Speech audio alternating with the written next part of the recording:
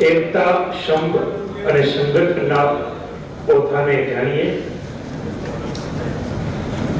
ખોટા ઓથાને જાણીએ અને પીછાણીએ.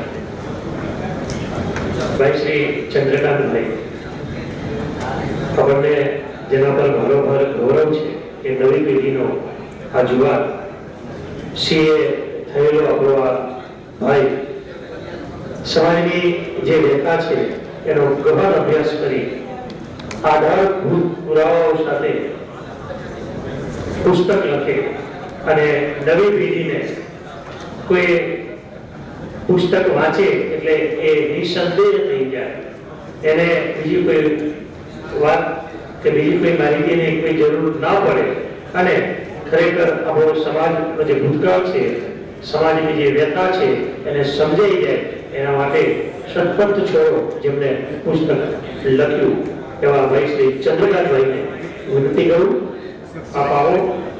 એકતા સંઘ અને સંગઠનના ખોટા ઓથાને જાણીએ અને વિચારીએ. ચંદ્રકાંતભાઈ છાવી.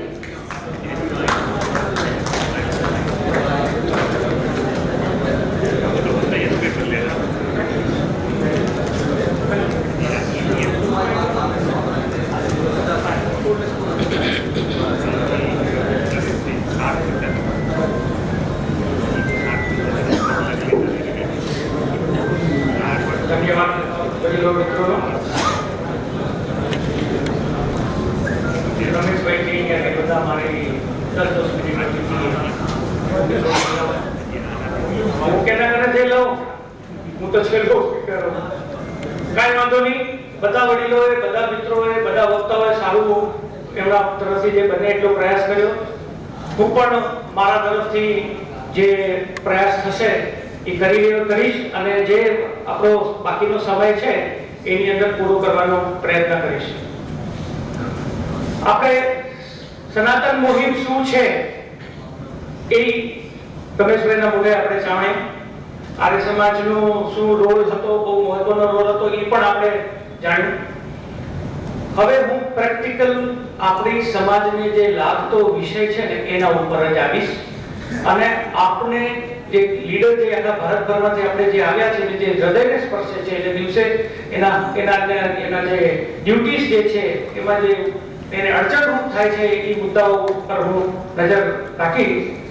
એમાં ચાલુ કરવાથી પહેલા થોડુંક આછેરી એવું વાત એ કહી દઉં કે જે એકતા સંગઠન જે છે આ જે વાત છે, જે નેરેટિવ જેને ઇંગ્લિશમાં કહીએ, પ્રચાર જે છે, આ પ્રચાર આ સબ્જેક્ટ એટલા માટે પસંદ કરવામાં આવ્યો કે 2010માં જ્યારે વડીલ હિંમત બાબા અને રમેશભાઈ સાઈડમાં બીજો રમેશભાઈ જે કરતા હતા ત્યારે હું પણ એમને એમ કહેતો હતો કે આ બધા ખોટા છે. હું પણ એમને ખોટા માનતો હતો. ખોટા એટલા માટે માનતો હતો કે હું એમ સમજતો હતો કે આપણે એકતા રાખવી જોઈએ, સંગઠન હોવું જોઈએ.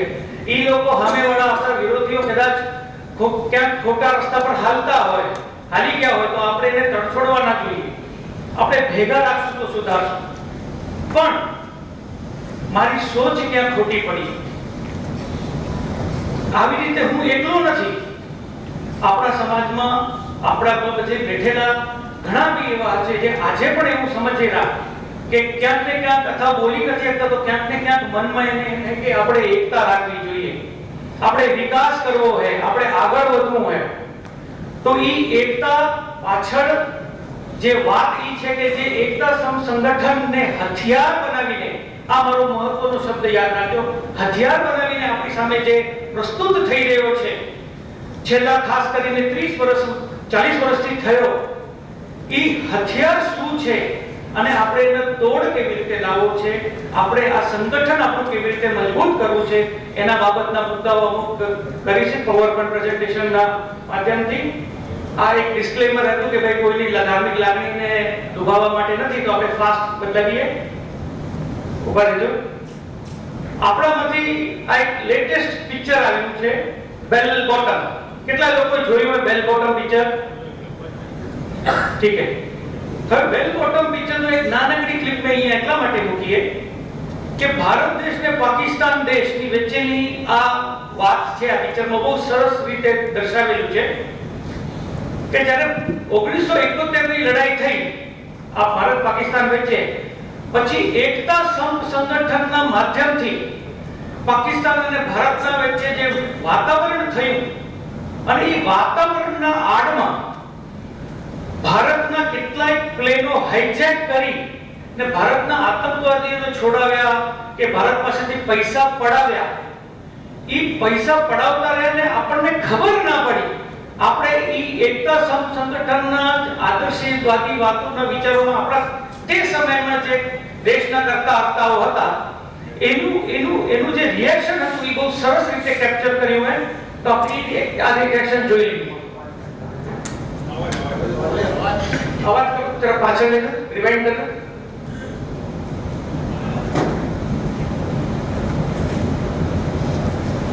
Faisal is the mastermind behind the hijacking. I'm very sorry about the delay, man. The पुख्ता सबूत के साथ आया हूँ. आईवी लीग्स के हिसाब से ये हाईजैकिंग को जाके आजादी करने की. Sir, still you're partly right, partly wrong. Azadi Dal self made Prasad. The real mastermind of the hijacking is ISI. ऐसे ही हो आपको मालूम कितने सालों की मेहनत के बाद इंडिया पाकिस्तान रिलेशंस अच्छे हुए हैं. आपको ये बेबुनियाद शक सब कुछ खत्म कर देगा. I agree with you, Khan साहब. 1982 में पाकिस्तान ने हमारी एक रिक्वेस्ट पर हाईजैक एंड को लैंडिंग फंक्शन मना कर दी थी.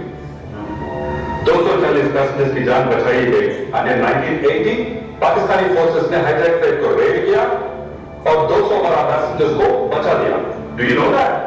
1979 पाकिस्तान ने नेगोशिएशंस की थी 180 पैसेंजर्स से. Again, sir, you both are partly right, partly wrong.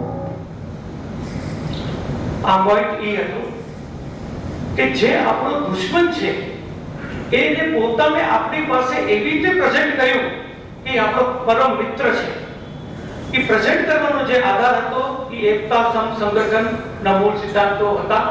આ વાત અને એને આપણે ઓળખી ન શક્યા એટલે આપણા જ માણસો આપણો વિરોધ કરતા થઈ ગયા. એ પરિસ્થિતિ આપણે સમાજમાં છે. એમાં આપણે જે આ જે એકતા સંગઠન વાળી જે આદર્શવાદી વાત છે એની પાછળની રણનીતિમાં શું છુપાયેલું છે, તો એની અંદર છેતરપિંડી જેને ધોખો કહીએ, ધોખો છુપાયેલો છે. આપણે સમજવું જોઈએ કે એની વાત ઉપર આપણે વિશ્વાસ મૂકવાથી પહેલા આપણે ધોખો છે એની અંદર એમાં ધોખાનું કારણ છે કે આપણી અજ્ઞાનતા. આપણે અભ્યાસ નથી કર્યો એની રણનીતિનો, એની હથિયારનો, એની અજ્ઞાનતાના લીધે ધોખો આપી શકે છે. એટલે પહેલા આપણે બધાએ પોતાને જ્ઞાની બનવું પડશે, જ્ઞાન લેવું પડશે. કારણ કે પેલા કોઈ પ્રવક્તાએ કીધું હતું, સાહેબ કદાચ આપણે જ કીધું છે કે જ્ઞાન લેવું પડશે. માતાજીનો એક જે ચક્ર જે છે, તો આપણે ચક્રને પેલું ધ્યાનમાં લેવું પડશે. આપણે પહેલા આ રણનીતિ આપણે લડાઈમાં કૂદતા હોઈએ તો આપણા દુશ્મનના શું હથિયાર છે એ આપણને પહેલી ખબર હોવી જોઈએ. તો આપણે અજ્ઞાનતાથી કરવી જોઈએ, શંકા ન રાખવી. આપણે એ લોકો પ્રચાર એવો કરે છે કે ભાઈ તમે શંકા ના રાખો, ખબર નથી સમાધિ છે. આ પ્રચાર કરે છે ઇમામ શાહ બાવાની ત્યાં ખબર નથી આ સમાધિ છે, જેથી કરીને આપણે શંકા જ ન થાય કે સતત હિન્દુ ધર્મ છે કે પેલાનું આપણું જ છે. એનો બેઝમાં આવી ગયું છે. શાસ્ત્રોમાં ઇસ્લામ રીતે જો ફાસ્ટ લઉં છું અને બધા દાખલા હું સ્કીપ કરી રહ્યો છું. શાસ્ત્રોમાં ઇસ્લામી શબ્દોની જગ્યાએ હિન્દુ શબ્દો મૂકી દીધા એ લોકોએ. હમણાં અમારા ખ્યાલથી રમેશભાઈ કહી ગયા લગભગ 1990 ની આસપાસમાં આ અલ તાકિયાનો એક બહુ જ મોટો દાખલો હતો. એમના શાસ્ત્રોમાં જ્યાં જ્યાં ઇસ્લામી શબ્દો હતા એ ઇસ્લામી શબ્દોને કાઢીને સમાનાર્થી હિન્દુ કે ગુજરાતી કે સંસ્કૃત શબ્દો મૂકી દીધા. સીધી ભાષામાં કહીએ તો એમના શાસ્ત્રોને એને ફક્ત ભાષાંતર કર્યું, ટ્રાન્સલેટ કર્યા. જેવી રીતે બાઇબલને હિન્દી ભાષામાં ટ્રાન્સલેટ કરવાથી ક્રિશ્ચિયન ધર્મ હિન્દુ નથી થતો, કુરાનને હિન્દીમાં ટ્રાન્સલેટ કરવાથી એ ઇસ્લામ હિન્દુ ધર્મ નથી થતો, એમ સત્પંથના શાસ્ત્રો ટ્રાન્સલેટ કરવાથી એ હિન્દુ નથી થઈ જતો. એ કોની પૂજા કરાવી રહ્યો છે એના શાસ્ત્રોના માધ્યમથી એ આપણા મગજમાં આપણે હોવું જોઈએ. એ જે વ્યક્તિની પૂજા કરાવી રહ્યો છે એ વ્યક્તિ બદલતો નથી. એ વ્યક્તિ છે હજરત મૌલા અલી, જેને એ લોકો નિષ્કલંકી નારાયણ નામ કહે છે. અને આ હું કહેતો કહતો નથી, આ ભારત સરકારના ગેજેટિયર કે છે જે સત્પન છોડો બુક આપણે 2-3 વર્ષ પહેલા વિમોચન કર્યું એની અંદર બધા પ્રૂફ છે. ભારત સરકારના ગેઝેટિયર થી લઈ અમેરિકાની યુનિવર્સિટી થી લઈ ભારતની યુનિવર્સિટી લઈ આપણા શંકરાચાર્ય છે બધા લોકોનો આ કહેવાનું છે. જવા દો, આ નાનો આઈટમ છે. હવે પરસેપ્શન આ એક બહુ મોટો મુદ્દો છે. સિમ્પલ વસ્તુ છે. ખોટી ધારણા કરવી. આપણા મગજમાં પરસેપ્શન ક્રિએટ કરે. સત્પમ છે ને એ સનાતન ધર્મ છે. વાસ્તવિકતા હોય કે ન હોય એ કોઈ જોવા બેસતું નથી. પણ એક જ જૂઠ સતત બોલ્યા કરે તો અમુક સમય પછી, અમુક વર્ષો પછી એ ક્યાંક સત્યનું દેખાવા લાગે. એટલે આપણું પરસેપ્શન માટે બહુ મોટી રમત રહી છે. જેમ કે એક બીજો તાજો દાખલો આપું કે હમણાં જે ઉમિયા માતાજી સોલા માં જે ખાતમુહૂર્ત થયું માતાજીનું મંદિરનું, અને આપણા જે વડીલો, જે હોદ્દેદારો, કેન્દ્ર સમાજના હોદ્દેદારો જે સૈદ્ધાંતિક સ્ટેન્ડ લીધું કે ત્યાં પેલા સત્પંથીઓને ત્યાં આમંત્રણ આપ્યું છે હવનમાં, તો કચ્છ કડવા પાટીદાર સમાજના હોદ્દેદારો અમે બહિષ્કાર કરીએ છીએ. ઈ સમાચાર જેવા પેપરમાં આવ્યા અને બહુ મોટા હેડિંગથી અમુક આપણા વેચે પીઠા મિત્રોના માધ્યમથી આ થયું છે. આપણે કોઈનું નામ નથી લેતા, સમજીને. પણ એ સમાચાર આવ્યાના નેક્સ્ટ દિવસના તમે સમાચાર કેટલાય જોયા? નેક્સ્ટ 3-4 દિવસ સતત સમાચાર આવવા માંડ્યા કે કચ્છ કડવા પાટીદાર સમાજ બહુ મોટી સંખ્યામાં ઉમિયા માતાજીના સોલરના કાર્યક્રમમાં સહભાગી છે. ફોટામાં ભલે 4 જ દેખાતા હોય. આ પરસેપ્શન ક્રિએટ કર્યું છે. ખોટી ભ્રામકતા, ખોટી ધારણા બેસાડવા માટે, એક ઇમેજ ક્રિએટ કરવા માટે કે ભાઈ સત્પંથને આપણા કેન્દ્ર સમાજના મુહિમને કોઈ સપોર્ટ નથી કરતો. નેક્સ્ટ, ઇમામ શાહે હિન્દુ ધર્મનો પ્રચાર કર્યો છે. આ બી એક તમને વાત છે, સિમ્પલ છે, હું એના પર વધારે નથી બોલતો. મુસ્લિમ શાસનમાં પીરાણા પર હુમલો થયો હતો અને એમાં શાસ્ત્રો બદલ્યા હતા અને અમે પાછાને રિસ્ટોર કરી રહ્યા છીએ, એ બધી વાતો હતી. નેક્સ્ટ, હા, હવે જે આગળ મેં તમને 2-3 સ્ટેપ્સ કીધા એનાથી આપણા મગજ ઉપર શું અસર થઈ રહી છે એ સમજીએ આપણે. આપણામાં સત્પંથ સામે લડત આપવાની અનિચ્છા પેદા થાય. કોણ મગજમારી કરે? જવાબને પીડામાં પડે. એને જે કરવું એ કરે. એટલે આપણે હથિયાર મૂકી દઈએ લડાઈની તો એ લોકો સામે આપણા ઉપર ચડી શકે. એટલે આપણામાં સૈનિકો શૌર્ય નિર્માણ ન થાય એ માટેનો એક અનિચ્છકનો ભાવ પણ નિર્માણ થાય, નિરસતા પણ થાય. એ વાત સેમ જ છે. એટલે આગળ જવા દઈએ. બેદરકાર થઈ ગઈ આપણે. આ એક મહત્વનું છે. હવે એ લોકો સુધરી રહ્યા છે, આવી રહ્યા છે, તો આપણે છોડી દો ને ભાઈ એને. એ આવી જશે. થોડા બચ્યા છે. હવે 5% આવી ગયું, તમે 95%માં શું કામ મગજમારી કરો? એટલે તમે એના તરફ ધ્યાન દેવાનું છોડી દો.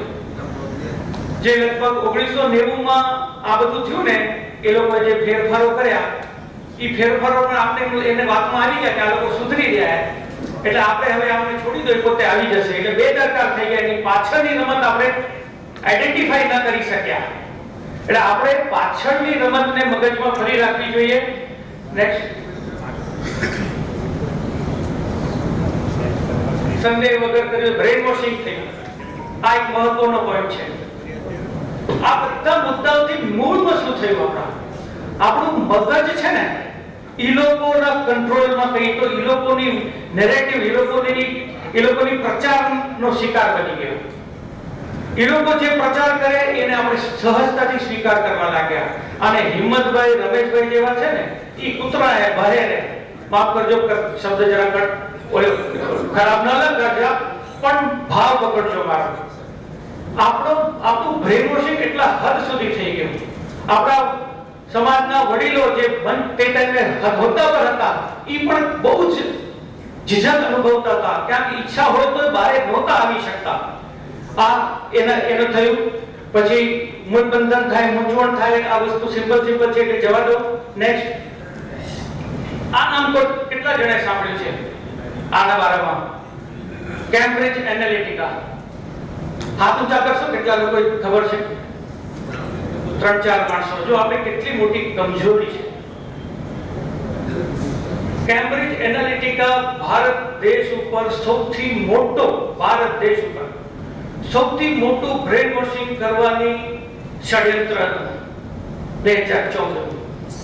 મોદી સરકાર, બીજેપી સરકાર સત્તા પર ના આવે એટલે ફેસબુકના માધ્યમથી ઉતારી પાડવા માટેનું આ મોટું થયું હતું. પણ ભારતથી બી વધારે આ અમેરિકામાં બહુ મોટો કૌભાંડ થયો હતો. અને અમેરિકામાં જ્યારે આ કૌભાંડ ખોલ્યું હતું ત્યારે એના લિંક ભારતમાં પણ થયા હતા આ કેમ્બ્રિજ એનાલિટિકાનો. એનું સૂત્ર શું છે? Data driven by behaviour change. તમારા દિમાગને, તમારા વર્તનને બદલવાનું એનું કામ છે. એટલે હું જે કહી રહ્યો છું ને, આટલા આગળ જે પોઈન્ટ કીધા ને, એમ થાય કે ભાઈ આ પ્રેક્ટિકલી ગ્રહણમાં આવું નથી થતું એવું ન સમજજો. આના પર તો બિઝનેસ મોડેલ ઉભા છે, આના પર પ્રોફેશનલ એજન્સીઓ છે, આ રિયલ ગ્રાઉન્ડની મુદ્દાઓ છે, તમને રિયલ હિટ કરે છે. આ બધા સિમ્પલ લેવાના નથી. આજે તમે કહો કે ભાઈ મને ફેલાણા વિસ્તારમાં અત્યારે ગુજરાતની અત્યારે ઇલેક્શન આવી રહ્યું છે, મને ગુજરાતમાં લહેર પર ફેલાણા પાર્ટીના વિરોધમાં કરવી છે, હું આવી કંપની કોઈને ચાલું, તો તમે જો થોડા દિવસમાં કેવા ફેસબુકમાં ને વોટ્સએપમાં ને યુટ્યુબમાં ને બધા પ્રોફેશનલ વિડિયો કરી રહ્યા છે. Brain washing is a big business અને આપણે આ વસ્તુ સમજવાની જરૂર છે. આ બિગ બિઝનેસ આપણા સમાજની અંદર આપણી સાથે થઈ રહી છે. એક વસ્તુ વિચારવા જેવી છે. 1960માં આપણી કેન્દ્ર સમાજ રજીસ્ટર થઈ 1985-90 સુધી સતપંથમાંથી સનાતનનો પ્રવાહ સતત આવતો રહ્યો, ક્યારેક તેજ તો ક્યારેક સ્લો. 1990 પછી પ્રવાહમાં બ્રેક લાગ્યો. એનું કારણમાં કેટલા આપણે ઊંડા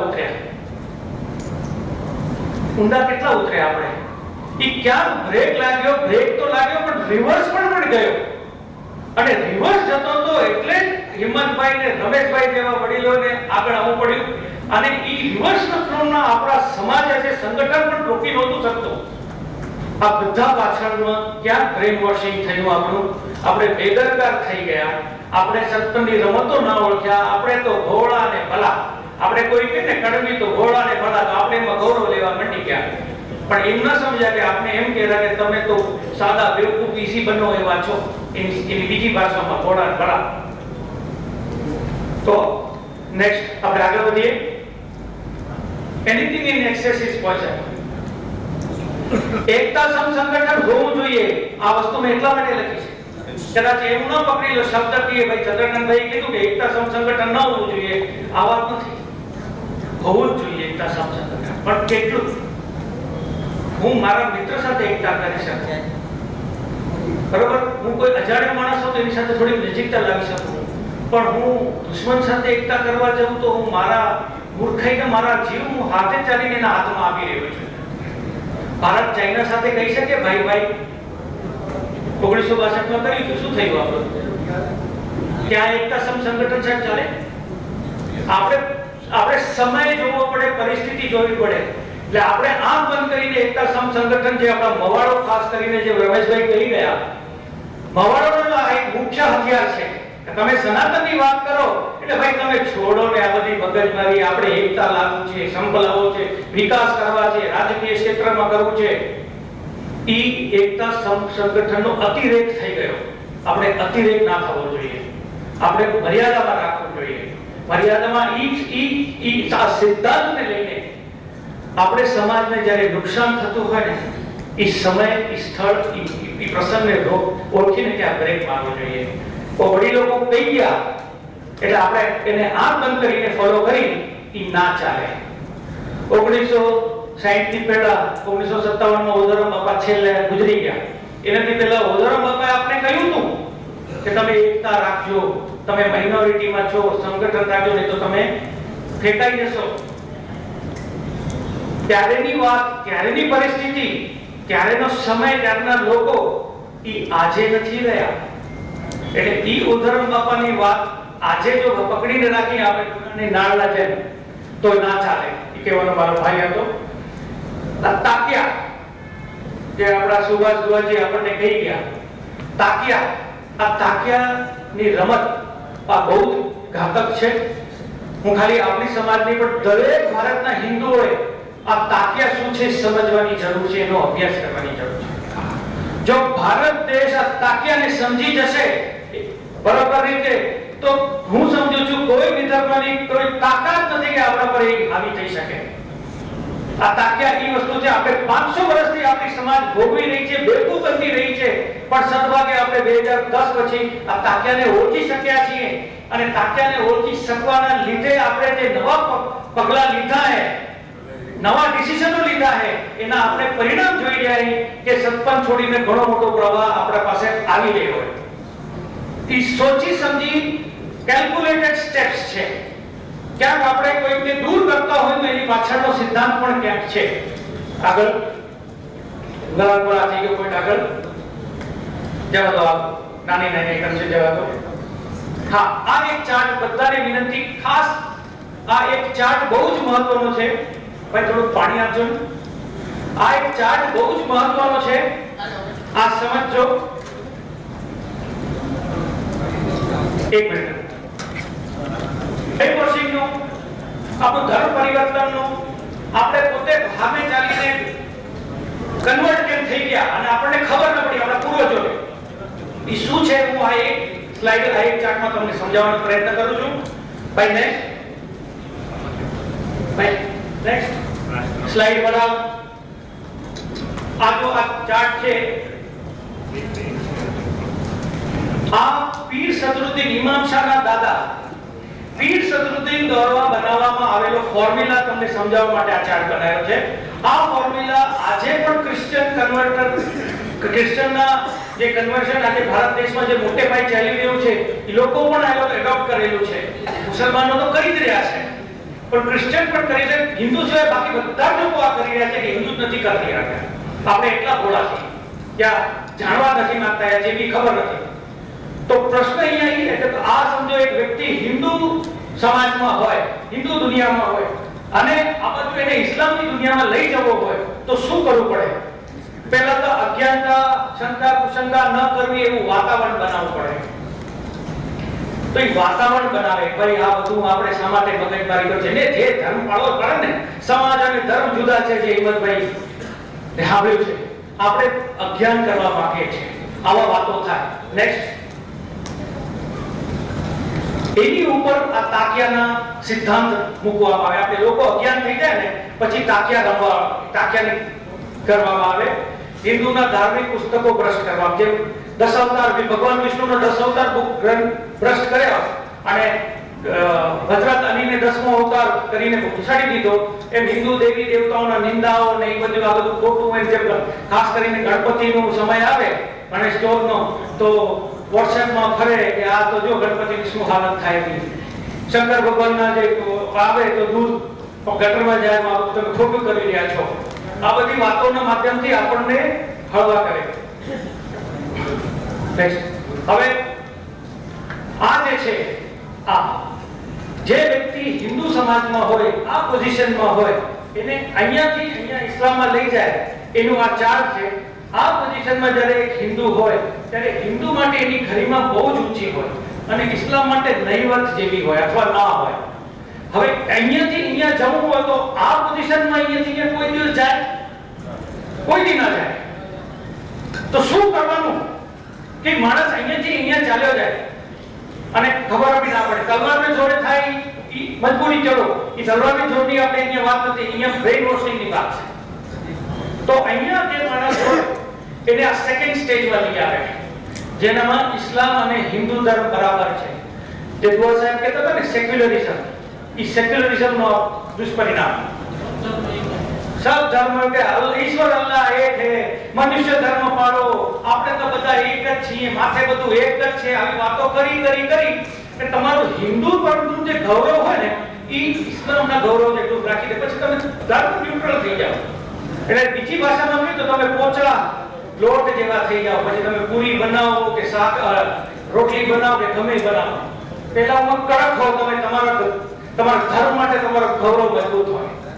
એને અહીંયા પોચા કરવામાં આવે. પોચા કરવા માટે હવે આ સ્ટેજ જે છે, આ મહત્વનો પોઈન્ટ છે. આ સ્ટેજમાં એકતા સંગઠન શાંતિ રાખો સબકા માલિક એક, આ બધી વાતો થાય. એટલે જે આપણો આજનો વિષય છે એકતા સંગઠનનો ખોટો ઓથો લેવો, એ ઓથા ખોટા એથા ઓથાની પાછળ આપણને આ સ્ટેજ પર લાવવાના પ્રયત્ન થઈ રહ્યા છે. આમાં આપણા સમાજના વડીલોએ કરતા આવતા હોય ધ્યાન રાખવાનું છે કે આપણે આપણું હિન્દુપણાનું ગૌરવ નીચું નથી લાવવાનું કોઈ પણ કિંમતે, કે પછી ઇસ્લામનું આપણા ગૌરવ સાથે બરાબરી નથી લાવવાનું. આપણું હંમેશા ઊંચું જ રહેવાનું. નેક્સ્ટ, હવે આ ખાલી જાણકારી છે. અત્યારે આપણે આ ફેસ નથી કરી રહ્યા, પણ સરપંચ વાળા ફેસ કરી રહ્યા છે. આ ઉભા રહેજો. હવે આ સ્ટેજ પર આવ્યા બાદ ત્યારે ખોજાઓ જે સાથે થયું, ખોજાઓ પણ લોહાણામાંથી જે સરપંચી થયા અને સરપંચમાંથી આજે ખોજા થઈ ગયા, એને સાથે આ થયું. સરપંચી થયા બાદ અમુક સેંકડા વર્ષો નીકળી ગયા પછી એનો જે ધર્મગુરુ હોય, એ ધર્મગુરુને એની સમાજમાં એવી રીતે પ્રસ્થાપિત કરવામાં આવે કે ધર્મગુરુ કે ઈ ફાઇનલ, એના સિવાય કોઈ કાંઈ છે. એટલે ધર્મગુરુને એવો પ્રસ્થાપિત થઈ જાય, અમુક વર્ષો નીકળી જાય કે ભાઈ આ ગુરુનો આદેશ છે, તમારે પાળો ગમે કે ના ગમે. અને એ સમય દરમિયાન તમારા હિન્દુ સમાજના પાછા વળવાના બધા જ રસ્તા કાપવામાં આવે. જેમ સંવત 1832 માં પ્રાચીનીએ આપણા સાથે કર્યું.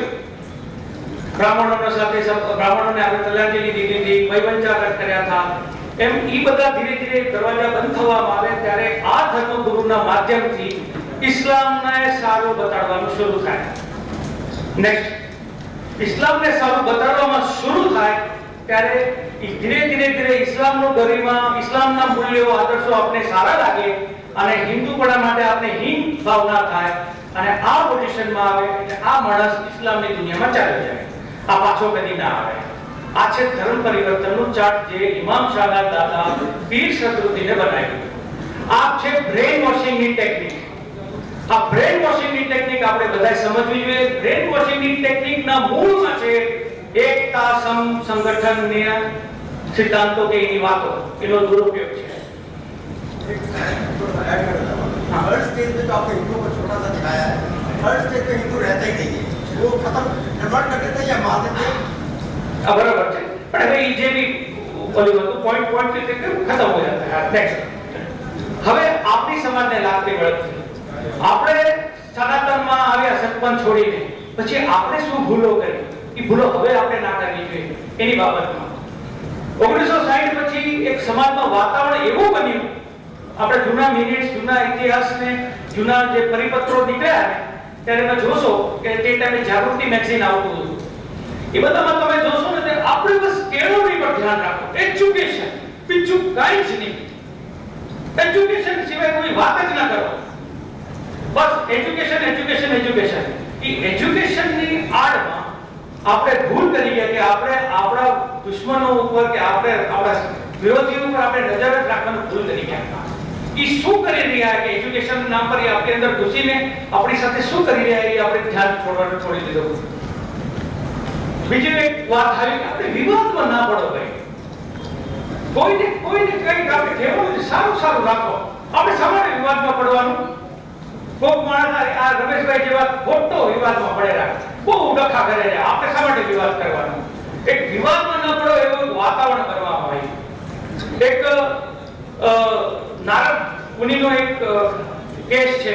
નારદ મુનિ શાના માટે ફેમસ છે?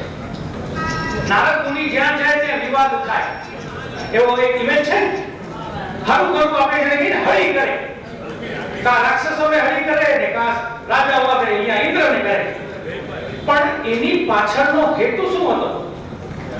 સમાજમાં કે મનુષ્યમાં જે ખરાબ થઈ ગયું, ખોટું થઈ ગયું એને સીધું લાવવા પાછળની હરી કરે. એટલે વિવાદ કરવો એ જરૂરી નથી કે ખરાબ કહેવાય, પણ વિવાદ કરવા પાછળનો હેતુ શું હોય એ સમજવાની આપણે જરૂર છે. જો હેતુ સમાજને સદ્રઢ કરીને મજબૂત કરવાનો હોય તો વિવાદ કરવો એ નિર્વિવાદ કરવા કરતા સારો છે.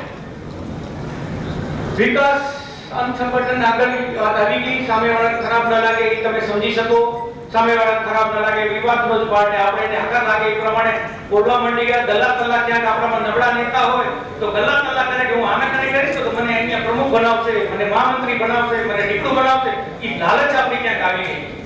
નેક્સ્ટ, આ એક સિદ્ધાંત પણ આપણી સાથે, આ એક હથિયાર પણ આપણી સાથે વપરાવવામાં આવ્યો. ઇંગ્લિશમાં જેને કહેવાય, if you cannot convince, confuse them. હું તમને સમજાવી નથી શકતો તો હું તમને ભરમાવી દઉં, કોર્ટે ચડાવી દઉં. બરાબર?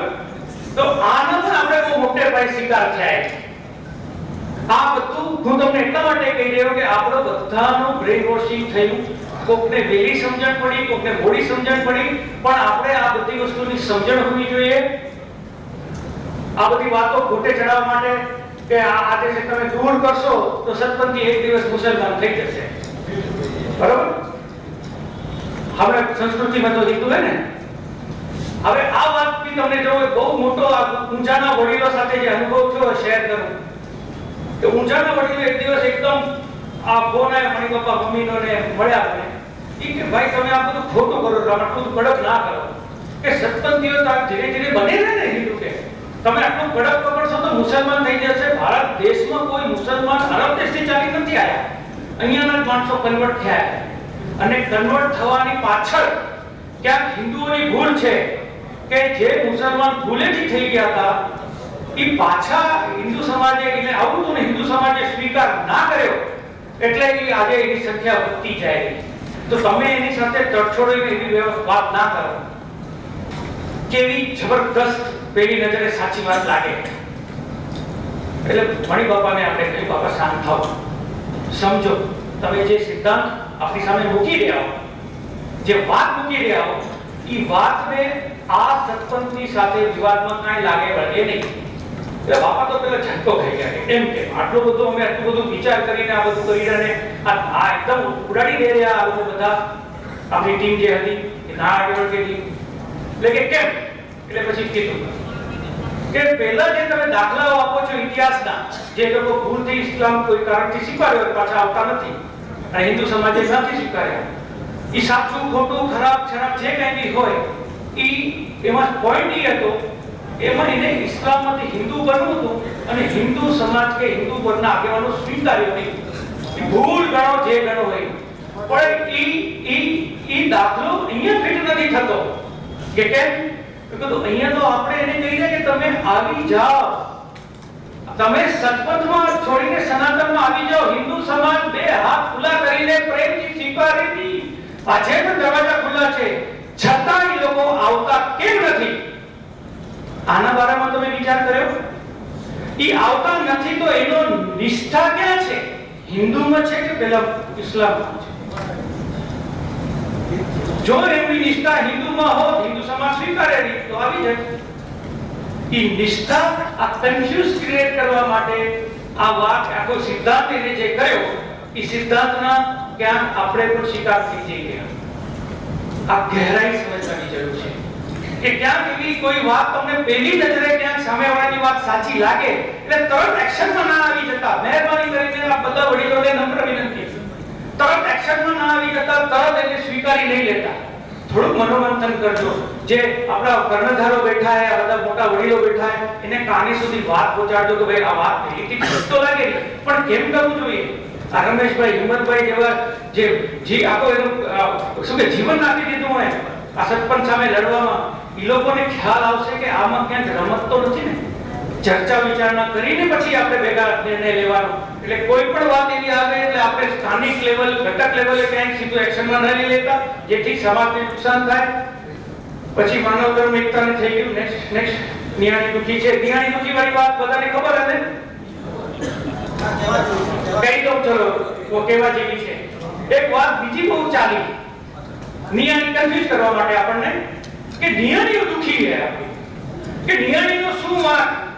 મા બાપે પોતાના હાથે એને સત્પંથી અમે પરણાવીએ અને હવે તમે આવું પગલું લ્યો તો નિયાણીને હાય લાગશે તમને, તમે કઈ સુખી નહીં થાઓ.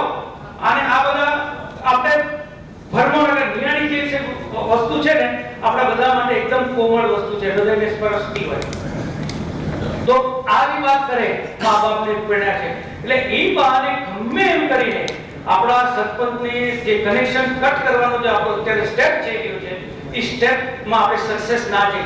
ઇમોશનલ વેલ્યુ આપણે બ્લેકમેલ કરે. નેક્સ્ટ બસ જવા દો, વાંધો નહીં. આઈ જવા દો, ચાલશે સ્લાઈડ.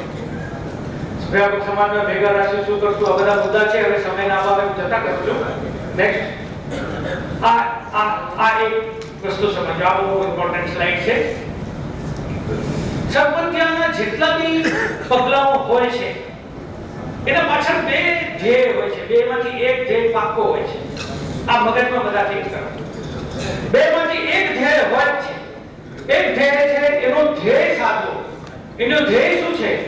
હિન્દુ સમાજમાં ભેગા રહી જવાનું, હિન્દુ આઈડેન્ટિટી મેળવવાનું. નેક્સ્ટ, માન્યતાના દમ ઉપર હિન્દુ સમાજમાં, એટલે આપણી કેન્દ્ર સમાજ હોય કે જ્યાં બી સમાજની અંદર ઘૂસી જવાનું.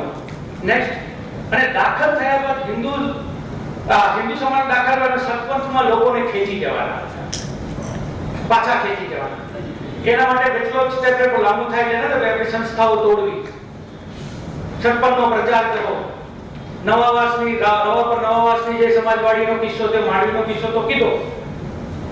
આ જો માંડવી વિરાણી ગઢની કોઈ કિસ્સો છે, જ્યાં જ્યાં એ મજબૂતમાં હોય ત્યાં આપણું સંગઠનને તોડે, નબળું કરે અને સરપંચનો પ્રચાર કરે. હમણાં ગંગારામ બાપા રામાણી ઈ કહેતા હતા, કયું દેવી કયું ગામ ભેગા થઈને કરે રહ્યા, દરસડીમાં જે વાત થઈ. અહીંયા હરિપુરા વાળા તો ચલો ટોટલ અલગ જ આઈટમ છે, પણ આ વાત એનો ધ્યેય સાધવાનો છે. એટલે કોઈ પણ એના તરફથી પ્રપોઝલ આવે તો ધ્યેયને એને સ્પર્શતી હોય અથવા એમના અસ્તિત્વ ટકાવવા માટે હોય. એનું અસ્તિત્વ કેમ ટકાવવા? અસ્તિત્વ એનું જે બીજ છે એ 4 મુદ્દામાં છે. સરપંચનું બીજ 4 મુદ્દામાં છે. આ બીજને રક્ષણ માટેનો એનો હોય. એક છે ઇમામ શાહ, બીજું છે નિષ્કલંકી નારાયણ, ત્રીજું સરપંચના શાસ્ત્રો અને કિરાણા. આ 4 વસ્તુ જો સરપંચમાંથી નીકળી જાવ તો આ સરપંચ રહેતું નથી. બાકી દફનાવે છે કે મધરાતની પૂજા કરે છે એના વિવાદમાં આપણે પડવું નહીં.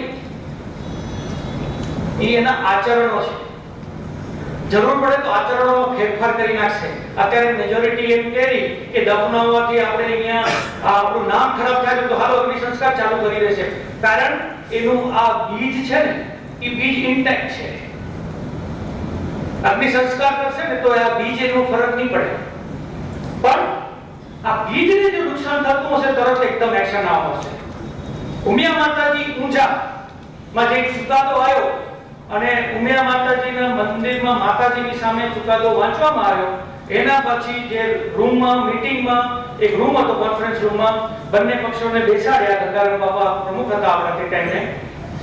એ પક્ષમાંથી બંને આપણે બોલી એને કરતા તો લોકો પહેલા એટલો બધો સારો પ્રતિસાદ આપ્યો ચુકાદાનો કે ભાઈ આ ચુકાદો તો આપણે આમ હમણાં પાડી નાખી ચુકાદો, એવું બોલ્યા. અને આ દરવાજોથી એક પગ બારે મૂક્યો નથી. અને હિંમતભાઈને કહેવામાં આવેલું સરપંચના પ્રમુખ દેવજી કરશન ભવાણી દ્વારા, તમને શું લાગેલું કે અમે આ કરશું? અમે કદી એ નહીં કરી. એ શું હતું? આ બીજ. કારણ કે એને ઉમિયા માતાજી ઊંઝાનો ચુકાદો જે આવ્યો ને, એ આ બીજ ઉપર એનો એટેક. ઉમિયા માતાજી ચુકાદો એનું બીજ કાઢેલું. પણ એ બીજ ઉપર જેવો એટેક આવ્યો, વાણી એક, વર્તન બીજું. આ ક્યાંય બી વાત આવે, આપણે આગેવાનો છીએ, ક્યાંય બી વાત આવે એટલે આપણે આ બેમાંથી એક ધ્યેયમાં ક્યાંય એફેક્ટ આવેલો નથી આવતો એનો અભ્યાસ કરવો પડે. એના પછી આપણે કોઈ ડિસિઝન પર લઈએ. નેક્સ્ટ, મવાળોનો આ સ્કીપ કરીએ. મવાળોનો એક મિનિટ, મવાળોનો જનરલી ઓળખવાનું કેમ? મવાળો જેમ રમેશભાઈ કહે છે એને કોઈ લેબલ તો હોતું નથી, પણ મવાળોને ઓળખવા હોય તો એમની વાણીને વર્તનથી ઓળખાય. બીજો કોઈ તરીકો નથી. જે માણસ સરપંચની વાત નીકળે ને એકતા સંગઠનની તરફેણ વાત કરે તો સમજી જજો આ ભાઈ કેવો હોય. એ ખાલી શરીરથી આ બાજુ છે, બાકી આત્મા એની બાજુ છે. એ જે ભાઈ સનાતન સમાજમાં રહીને સરપંચની માટેની વાત થતી હોય તો એ મવાળ છે. સનાતન સમાજ ક્યાંક મજબૂતીથી પગલા આગળ વધતી હોય તો કન્ફ્યુઝ કરે, ભાઈ આવડો કડક નિર્ણય ના લેવો, ધીરે ધીરે આવશે, તો એ મવાળ છે. એ મવાળને તમે પૂછો, એને બેકગ્રાઉન્ડ જોજો, એ સરપંચ સામે કેટલો લડ્યો હશે. જે મવાળ હશે ને એ સરપંચ સામે કેટલો લડ્યો હશે એ જરા તમે તપાસ કરજો. કારણ કે જે માણસ સાચે સરપંચ સામે લડ્યો હશે એને બધા જ અનુભવ થઈ ગયો. એ કોઈ દિવસ આવી વાત કે વર્તન નહીં કરે. જે સલાહ નિર્ધાર રાખે રહ્યા કે ભાઈ તમે આ ના કરો. એક વખત પ્રેમજીભાઈ દેવ થઈ ગયા આપણા, પણ પ્રેમજીભાઈ ને અમે ભેગા ટ્રેનમાં જતા હતા ક્યાંક, અને પ્રેમજીભાઈ પર ફોન આવ્યો મવાડનો, નામચીન મવાડનો, અને પ્રેમજીભાઈ ઉપર એમ કે આક્રોશ કરતા, તમે આ બધું ખોટું કરો ને આ બધું કડક કરીને આ બધું સમાજમાં વાતાવરણ બગાડી નાખ્યું, સમાજમાં સમ તૂટી ગયો, એકતા તૂટી ગઈ, શાંતિ હતી, બધું તમે બગાડી નાખ્યું હે, બધું ખોટું થઈ ગયું હે. તો પ્રેમજીભાઈ થોડા હેતાઈ ગયા કે આપણે શું કરવાનો, જવાબ શું દેવાનો કે આ બધું કરી રહ્યું હે, આનાથી કોઈ સમાજને લાભ નથી થયો, એ બધી વાતો કરી. એટલે પ્રેમજીભાઈ વ્યક્તિ ઉભા રહીને સામે કાઉન્ટર એક ક્વેશ્ચન પૂછ્યું, એક જ ક્વેશ્ચન, એનો હવા નીકળી જશે. મેં કીધું પ્રેમજીભાઈને પૂછો એમ કે ચલો આ 2010 કે 2000 વર્ષ 10-20 વર્ષ, ચાલો છેલ્લા 10-20 વર્ષ તમે કાઢી નાખો. 10-20 પહેલા તો અમે તો આ જે જાગીતી મોહિમની 10-12-15 વર્ષ જે છે, એ મોહિમથી પહેલા તો કોઈ પીડા નહોતી ને. ત્યારે તો તમે જે કહેતા હતા એકતા સંગઠન વાળા હતા, તો એ છેલ્લા 20 વર્ષમાં શાંતિથી એકતા સંગઠન અને તમારી મોહિમ જે મવાળોની મોહિમ, એ મોહિમના માધ્યમથી એક પણ માણસ સત્પન છોડીને સનાતનમાં આવ્યો હોય તો એનો દાખલો આપો. એની સામે આ જે વડીલો મોહિમ ચલાવી છે એના કારણે હજારો લોકો સનાતનમાં આવ્યા, એના દાખલા દે જો એને, એટલે જેવો એને વાળી વાત મૂકી, તો ભાઈનો ફોન કટ કરી નાખ્યો. કારણ કે આ વસ્તુ એ મવાળને આપણે સીધી રીતે નહીં ઓળખી શકીએ. આવા સવાલોના સામે બુદ્ધિપૂર્વક કાઉન્ટર સવાલો પૂછવા પડશે, એનું વર્તન જોવું પડશે. એને કોઈ દિવસ સનાતનમાં લાવ્યા છે, કોઈ દિવસ સત્પનના કેસ જામે ઝીલ્યા છે ને, કોઈ દિવસ એવા લોકો જો આપણે સમાજમાં કોઈ સલાહ દેતા હોય, એ સલાહના ઉપર એક્શન લેવાથી પહેલા 1000 વખત વિચારજો. આ તમને નમ્ર વિનંતી છે, ધ્યાન દો. એટલા માટે થોડી લાંબી વાત કરી, ધ્યાન દોજો. કારણ કે એ માણસની બાબતમાં એક્શન લેવું એ પહેલા થોડા આપણા વડીલોને કાને વાત નાખીને એને વિશ્વાસમાં લઈને કરશો ને તો આપણે ધોખો નહીં થાય. નેક્સ્ટ, આ એક નાની ક્લિપ છે, અડધી મિનિટની છે, કે વિચારો જો ક્લિયર ના હોય, એ બેલ બોટમ પિક્ચરની છે, વિચારો ક્લિયર ના હોય તો કેવી રીતે એની અસર થાય નિર્ણય લેવાની પ્રક્રિયા ઉપર, એની પર આ ક્લિપ છે. નરેટિવ અવાજ પોઝ કરીને પ્લેબેક પાછળ કરો, સ્ટાર્ટ કરો. આ इंदिरा गांधी છે. पाकिस्तान को हाईजैकर से नेगोशिएट करने की परमिशन मत दीजिए, ट्रांसफर द प्रेशर शॉप है. This is absolute nonsense. ये सब मौके डिप्लोमेसी से हल किया जाता है. આમાં વાળોની વાત હવે તમે એક્શન શાંતિથી થઈ જશે, ડિપ્લોમસીથી થઈ જશે. પણ એક્ચ્યુઅલી આ પિક્ચર જેને જોયું છે એને ખબર હશે કે આ બધી જે ડિપ્લોમેટ હતા ને બધા કેવી રીતે ફેલ ગયા. એ આ વસ્તુનો બહુ સરસ બતાવ્યું છે. નેક્સ્ટ, નરેન્દ્ર મોદીનો આ એક બહુ મહત્વનો એક શું કહેવાય સુવાક્ય કહ્યો કે એમને વાત કરી હતી કે દેશમાં જો શાંતિ લાવી હોય તો એ ફક્ત શક્તિશાળી વર્ગ જ લાવી શકે છે, નબળો માણસ નથી લાવી શકતો. એટલે આપણે જો આપણી સમાજમાં શાંતિ લાવી હોય, આ સમસ્યા ભવિષ્યમાં નથી આવતી કોઈને, તો આપણે શક્તિશાળી બનવું પડશે. આપણે શક્તિશાળી હશું તો આપણા ડરથી પહેલા લોકો ચૂપ બેસશે. શક્તિશાળી જરૂર નથી હથિયારથી થાય, બૌદ્ધિક રીતે પણ થાય, આર્થિક રીતે પણ થાય, સમાજને મજબૂત બનાવવાથી કે થાય, સંગઠનથી પણ થાય. આ બધા શક્તિના અલગ અલગ પ્રકારો છે. તો આ શક્તિ પણ થવું જોઈએ. નેક્સ્ટ, હવે અંત તરફ થોડા વધી રહે વાત. વિવાદને કાયમી અંત લાવવો હોય, જે આ સત્પંથ વાળો વિવાદને કાયમી અંત લાવવો, તો સમાજ કે આપણું સંગઠન તરીકે શું કરવું જોઈએ? આપણે એક વસ્તુ મગજમાં રાખી દો કે સત્પંથ વાળાની સમાજ જુદી છે, એ આપણા સમાજના સભ્યો નથી. હવે એને આપણામાં લઈ, આપણા ભાઈ લે, એ વાત છોડી દો. એની સમાજ જુદી છે, એનું સંગઠન જુદું છે, આપણી સમાજ ચોખ્ખી છે. આપણી સમાજને હવે ખરાબ કે બગાડવી નથી, આપણે ચોખ્ખી રાખવી છે. જ્યાં બી થોડા સમસ્યાઓ હશે એ વિવેક બુદ્ધિથી આપણું સમાજનું ગાઈડન્સ છે, વિવેક બુદ્ધિથી સમાજને ધ્યાન રાખીને ધીરે ધીરે એને જેમ બને એમ એને સાફ કરતા જાઓ. નેક્સ્ટ, આપણે કોઈને નીચા નથી દેખાડવાના. આ બધી પ્રક્રિયામાં આપણો હેતુ કોઈને ખરાબ બતાડવાનો નથી. આજે અત્યારે આપણે ચર્ચા કરી રહ્યા, આપણે જે કે બી નિર્ણય લઈ આપણે કોઈને ખરાબ કે હલકા નથી બતાડવાના. ભાઈ તમે સાચા હશો તમારા ઘરે, પણ અમે અમારી સમાજમાં અમે સાચા છીએ. અમારી સમાજમાં શું કરવું જોઈએ એની સલાહ તમે ના આપો. એ અમે અમારો સમાજનો ઇન્ટરનલ મેટર અમે જોઈ લેશું. એટલે આપણે કોઈને હલકા કે ઉતરતા નથી બતાડવા. આપણે જે બી વાગી કે વર્તન થાય આ બાબતમાં તો આપણે એ ક્લિયર જ રાખી કે આદરપૂર્વક જ બધી વાતો કરીએ. અને જે રમેશભાઈ કહી ગયા એનો વડાપો કહી ગયા કે હવે આપણે દરવાજા બંધ કેટલા દિવસ દરવાજા ખુલ્લા રાખશું?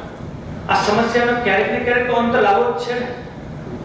આપણે બધાએ ભેગા મળીને આ બાબતની ચિંતન કરવું પડશે કે આ દરવાજો બંધ કરવાનો સમય હવે ક્યારે આપણે એક ડેડલાઈન પાડવી જોઈએ. ડેડલાઈન પાડવી જોઈએ કે હવે આપણે ફલાણા તારીખ 6 મહિના વર્ષ જે બધાને યોગ્ય લાગે. હું કોઈ તારીખ સૂચવતો નથી, પણ એક વિચાર મૂકવો રહે તો તમારી કરે કે ભાઈ આપણે હવે આ સમસ્યાનો અંત આપણે આ રીતે લાવવો પડશે. નહીં તો આપણો આ સમસ્યા હાલશે જ પડી. કેટલા દિવસ કરીએ આપણે? હા, રાતોરાત સમસ્યા સોલ્વ ન થાય. ભાઈ શ્રદ્ધાળુઓ છે, અરે ભાઈ 250 વર્ષ થઈ ગયા, હજી તમને સમસ્યા કેટલા વાર થપે રે? 250 વર્ષ થઈ ગયા સમસ્યા સોલ્વ કરવા માટે. હવે તો કઈ અંત હોય ને. 370 ની કલમ લીધે.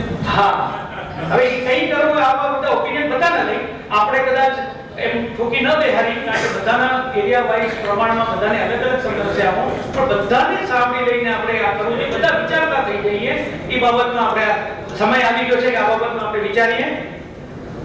આ વિન્સ્ટન ચર્ચિલ જે ઇંગ્લેન્ડના પ્રાઇમ મિનિસ્ટર હતા સેકન્ડ વર્લ્ડ વોર કારણે, માણસની રેપ્યુટેશન જેવું હોય એવું, કારણ કે બહુ સારું રેપ્યુટેશન નતો પણ બુદ્ધિશાળી માણસ જરૂર હતા. એની કહ્યું તો ઇંગ્લિશમાં those who fail to learn from history are condemned to repeat it. કે તમે જો ઇતિહાસથી શીખશો નહીં તો તમે એક દિવસ ઇતિહાસ બની જશો. ઇતિહાસ પાછો રિપીટ થશે અને ત્યારે તમે ઈ ભૂલ કરશો તો એક દિવસ ઇતિહાસ બની જશો. આ હું જોડી દઉં કારણ કે તમારું અસ્તિત્વ જ નહીં બચે ભાઈ. તમે શું ઘડી એકને ભૂલ કરો તો કઈ તમારો હર વખતે જેમ કે પૃથ્વીરાજ ચૌહાણ ને મોહમ્મદ ગોરીને જેમ હર વખતે તમે ભૂલ કરશો તો શું થાય? મોહમ્મદ ગોરી એક દિવસ જીતી જવાનો છે અને ઇતિહાસ બની જશે. નેક્સ્ટ ઇતિહાસની વાત છે ત્યારે આ જે છે આ કાશી વિશ્વનાથનું મંદિર જ્યારે હમણાં એનો જીર્ણોદ્ધાર થયો કે નવનિર્માણ થયું, એનું આખું કોમ્પ્લેક્સ થયું,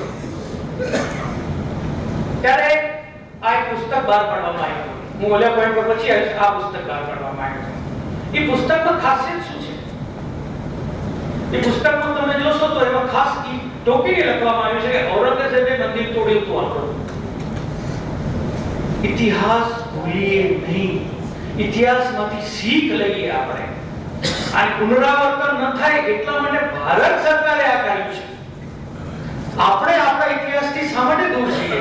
હવે છોડો ને આ વાદવિવાદ, બધાને ખબર છે સત્પન શું છે. આપણે રિપીટ કરો છો એવું મહેરબાની કરીને ના કરજો, કારણ કે જે લોકો બોલતા હશે એને કાંઈક પૂરી પીડા હે. આ બધી જે જફાઉં કરે રહ્યા રમેશભાઈ કે બધા હે, આ બધાના ઉપર ક્યાંક ને ક્યાંક કોર્ટ કેસ ચાલે રહ્યા. બધા પોતાના ખીચાના ખર્ચા કરીને કરે રહ્યા, લોહી પાણી એ કરે રહ્યા. એને કોઈ 1 રૂપિયો આપતો નથી ભાઈ કે એને ફાયદો મળતો હોય. એને જ્યાં જાઓ તો સમાજ તરછોડે રહી એને આવકારની જરૂર છે ભાઈ. એને તરછોડી ઉતારી સાથે બેસવા તૈયાર નથી. આજે મોહિમ ચલાવેલા ને એની તમે પરિસ્થિતિ જુઓ, ખરેખર દયાની પરિસ્થિતિ છે. પણ શા માટે કરી રહ્યા છે કે આપણે ભૂલ ના કરીએ. આપણે એટલું તો શીખ લઈએ કે જો ભારત સરકાર આપણને કહેતી હોય આ કહેતી હોય એનો ખરાબ ઇતિહાસ જો હોય આપણી સામે મુક્તિ હોય તો આપણે આપણો ખરાબ ઇતિહાસ મૂકવો જ જોઈએ, જેથી કરીને ભવિષ્યમાં આપણા છોકરાઓ એમાંથી બોધ લે. આ જે છે બીજો એક હમણાં તમે જોયો હશે, આ 15 ઓગસ્ટના ભારત સરકારે વિભાજન વિભીષિકા દિવસ દેશના બટવારા એટલે ઇંગ્લિશમાં પાર્ટીશન હોરર્સ રિમેમ્બરન્સ ડે તરીકે 14 ઓગસ્ટ ડિક્લેર કર્યો છે. હર 14 ઓગસ્ટના આ વસ્તુ યાદ રહેશે. દુઃખની ઘડી આપણો ભારત દેશ વિભાજિત થયો, આપણા ટુકડા થયા. એ મનાવવાની કોઈ વસ્તુ છે? એ મનાવવાની વસ્તુ નથી. પણ આપણે ભૂલી ના જઈએ કે આપણી સાથે શું થયો. એ વિભાજન ફરી દેશમાં ન થાય એના માટે આ ભારત દેશે નરેન્દ્રભાઈ મોદીના વિઝનના હિસાબે આ વર્ષે 2021 માં થયું છે. તો આપણે પણ આમાંથી કંઈક શીખ લઈએ. નેક્સ્ટ, કે કાશી વિશ્વનાથ મંદિરનું મેં કહી દીધું. નેક્સ્ટ, વિચારવા જો આ એકતા સમ સંગઠનનો ઠેકો માત્ર સનાતનીએ લીધો છે. વિચારો, આપણને જ કહેશે કે ભાઈ આપણે એકતા સમ સંગઠન રાખીએ, આપણે બધા ભાઈ ભાઈ છે, તમે જતું કરો. અરે ભાઈલા, હું તારો ભાઈ છું તો તું મારો ભાઈ નથી. તો તને એકતા સમ સંગઠન વધારે મહત્વ લાગતું તો તું તારો ધર્મ છોડીને કેમ નથી આવી જતો? તને તારો ધર્મ જ્યારે આવે છે ત્યારે તને તારો ભાઈ દેખાતો નથી, ત્યારે તને વિધર્મી દેખાઉં છું હું. તો મારે શા માટે તારા માટે એટલો પ્રેમ ભાવ રાખવો? મારે શા માટે રાખવો? કેટલા દિવસ રાખવાનો ભાઈ? ઠેકો મારે જ લેવાનો છે? જ્યારે મને ખબર છે કે તું એકતા સમ સંગઠનના માધ્યમથી મારી સમાજમાં ઘૂસીને તું મને કેવી રીતે નુકસાન પડ્યો છે, ત્યારે હવે મારે ઠેકો નથી લેવો. આવડા વર્ષો લીધો. નેક્સ્ટ, હવે કરવું શું? પરિસ્થિતિ.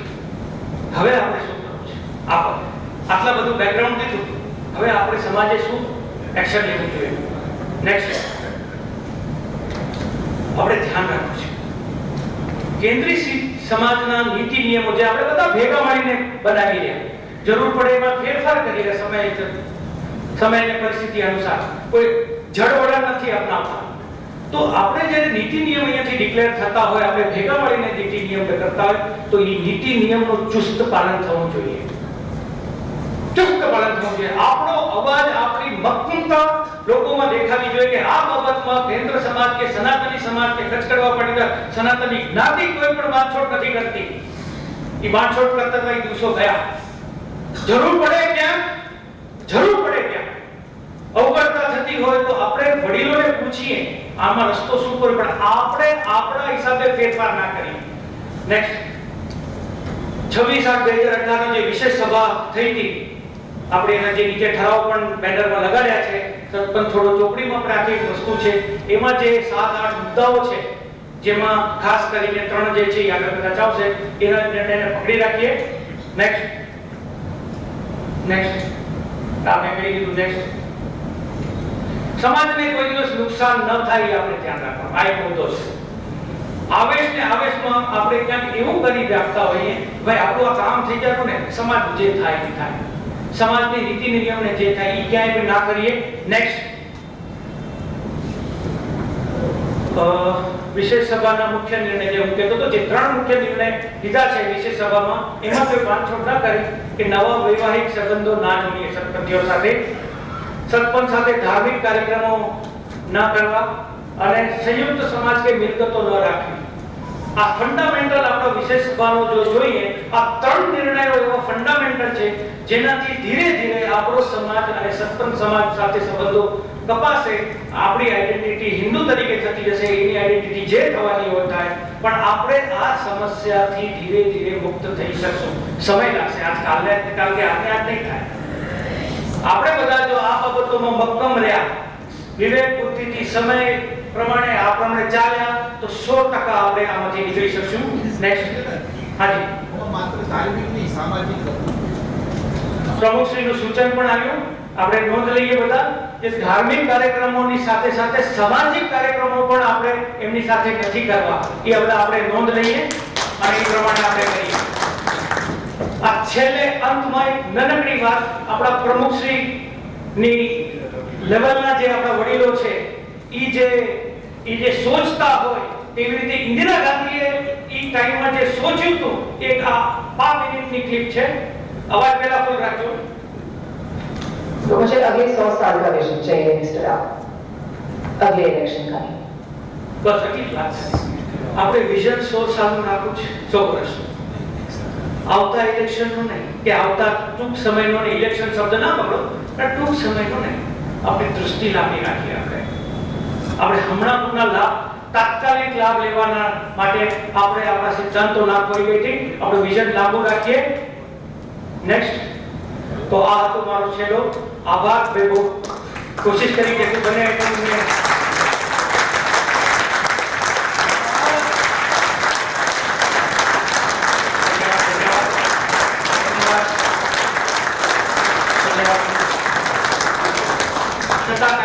છૂટી હોય તો એ મારી છે, સમાજની નથી. એટલું કહીને આપ બધાને વંદન કરું છું. ખૂબ ખૂબ આભાર.